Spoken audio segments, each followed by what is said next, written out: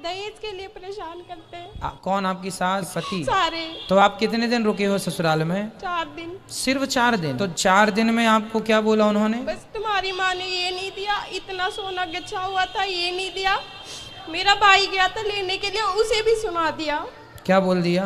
तुम्हारी मम्मी ने ये सब नहीं दिया, तुम लोग पढ़े लिखे इंसान हो, जो बोला वो तो देना चाहिए इतना।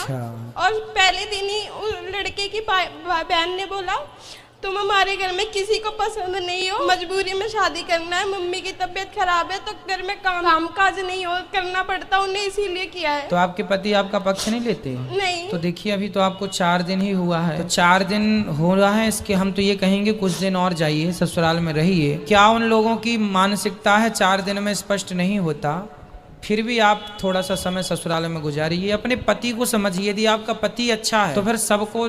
उन्होंने भी कहा कि तुम्हारे घर वाले एक बात पे टिकते ही नहीं, इतना बोला सामान देने के लिए, फिर ये नहीं दिया वो दिया नहीं। तो आपने बोला क्यों था? जब बोला था तो क्यों नहीं दिया, और नहीं देना था तो बोलना नहीं था? दहेज पहले मांग रहे थे तो पहले तो गलती ये है कि शादी नहीं करना चाहिए वहाँ जहाँ दहेज पहले से डिमांड हो। सर मैं अपने औकात से ज्यादा दे दिया उसको, अब मैंने जो गच्छा नहीं वो जानबूझ के देख के। उनने मांगा था आपसे पहले? नहीं, जो मांगा मैंने सारा पूरा किया, एक भी नहीं छोड़ा। तो जब सुनिए, जब डिमांड जहाँ से पहले से हो तो पहले हमें ये गणित लगा लेनी चाहिए ना कि जो पहले से मांगने वाले लोग हैं ये कैसे होंगे।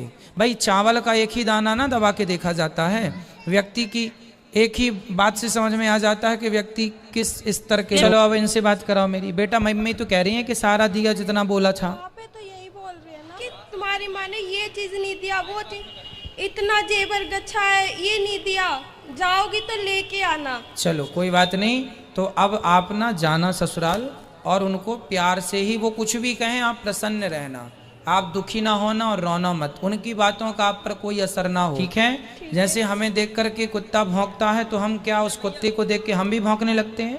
नहीं।